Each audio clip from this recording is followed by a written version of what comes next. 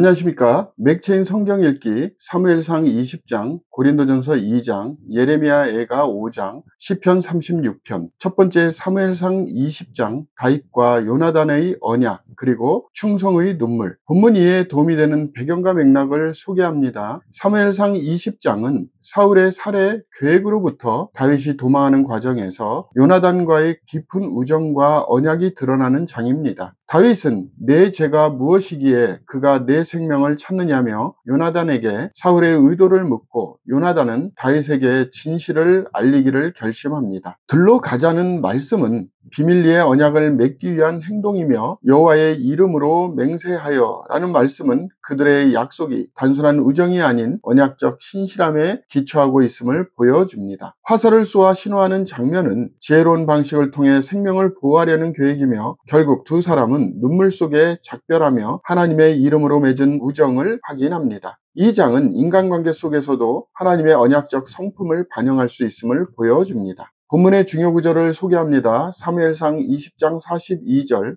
요나단이 다윗에게 이르되 평안히 가라. 우리 두 사람이 여호와의 이름으로 맹세하여 이르기를 여호와께서 영원히 나와 너 사이에 계시고 내 자손과 내 자손 사이에 계시리라 하였느니라 하니 다윗은 일어나 떠나고 요나단은 성읍으로 들어가니라. 본문을 적용하는 데 도움이 되는 가이드라인입니다. 오늘날 우리는 인간관계 속에서 진실함과 언약적 신실함을 회복해야 합니다. 하나님의 이름으로 맺은 약속은 단순한 감정이 아니라 책임과 믿음의 표현입니다. 공동체와 우정 속에서도 하나님의 언약 정신이 살아있어야 하며 서로를 보호하고 세워주는 관계가 복음 안에서 지속되어야 합니다. 신앙 공동체의 힘은 이러한 신실한 우정에서 나옵니다. 두 번째, 고린도전서 2장, 오직 성령으로만 깨달아지는 하나님의 지혜. 본문 이해에 도움이 되는 배경과 맥락을 소개합니다. 고린도전서 2장에서 바울은 복음의 본질은 사람의 지혜가 아니라 성령의 계시로만 알 수 있는 하나님의 지혜임을 강조합니다. 그는 자신이 예수 그리스도와 그가 십자가에 못 박히신 것 외에는 아무것도 알지 아니하기로 작정하였음이라고 고백하며 오직 성령이 하나님의 깊은 것까지도 통달하시느니라 라고 설명합니다. 육에 속한 사람은 성령 없는 자를 가리키며 그들은 하나님의 말씀을 이해하지 못합니다. 이 장은 참된 영적 통찰은 지성이나 논리가 아닌 성령의 조명으로만 가능하다는 신학적 원리를 제시합니다. 바울은 오직 성령 안에서만 하나님의 뜻을 깨달을 수 있으며 인간의 자랑은 헛되다고 선언합니다.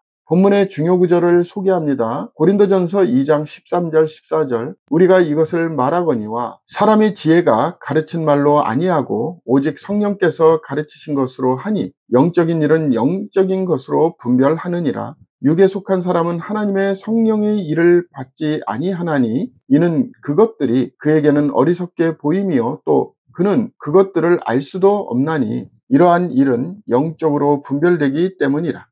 본문을 적용하는 데 도움이 되는 가이드라인입니다. 오늘날 우리는 하나님의 말씀을 단순한 정보가 아닌 성령의 조명을 받아야만 깨달을 수 있는 생명의 진리로 받아들여야 합니다. 복음을 논리로 설득하는 것이 아니라 성령 안에서 말씀을 살아내는 삶이 중요합니다. 말씀을 묵상할 때마다 우리는 성령의 도우심을 구하고 겸손한 자세로 나아가야 합니다.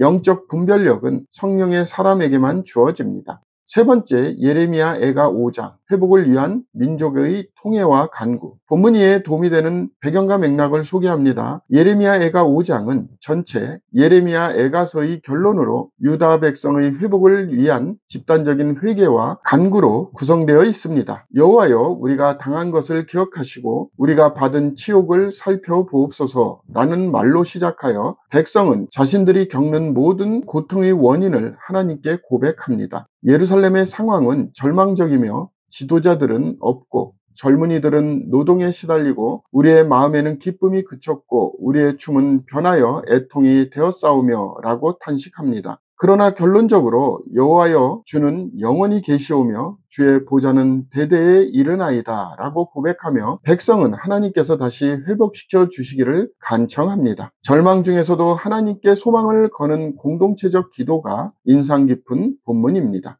본문의 중요 구절을 소개합니다. 예레미야애가 5장 20절 21절. 주께서 어찌하여 우리를 영원히 잊으시오며 우리를 이같이 오래 버리시나이까. 여호와여 우리를 주께로 돌이키소서. 그리하시면 우리가 주께로 돌아가겠사오니 우리의 날들을 다시 새롭게 하사 옛적 같게 하옵소서. 본문을 적용하는 데 도움이 되는 가이드라인입니다. 오늘날 우리는 공동체적으로 회개하고 돌이켜야 할 책임을 잊지 말아야 합니다. 영적 회복은 개인의 노력만이 아니라 공동체의 진심 어린 통회에서 시작됩니다. 하나님은 여전히 영원하신 왕이시며 우리를 회복시키실 능력이 있으십니다. 옛적 같게 하옵소서라는 기도는 단지 과거의 회복이 아니라 하나님과의 바른 관계 회복을 갈망하는 것입니다. 오늘의 마지막 본문 시편 36편 악인의 길과 주의 인자하심의 깊이. 본문 이해에 도움이 되는 배경과 맥락을 소개합니다. 시편 36편은 악인의 본성에 대한 묘사와 하나님 인자하심의 대조 속에서 하나님의 성품을 깊이 묵상하게 하는 시입니다. 그의 눈에는 하나님을 두려워하는 빛이 없다 하니 라는 말처럼 악인은 스스로 꾀를 부리며 진리를 저버립니다. 그러나 주의 인자하심이 하늘에 있고 주의 진실하심이 공중에 사무쳤으며 라는 고백은